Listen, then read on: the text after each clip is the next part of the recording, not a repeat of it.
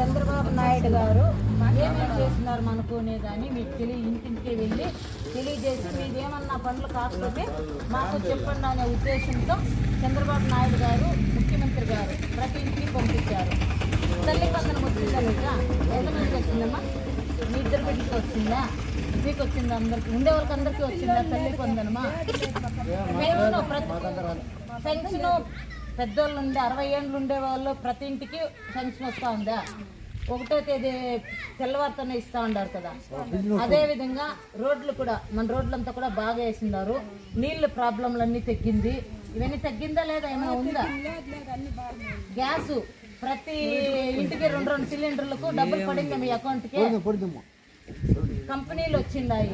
ఇవన్నీ చేసింది మన అన్న నారా చంద్రబాబు నాయుడు కాబట్టి మన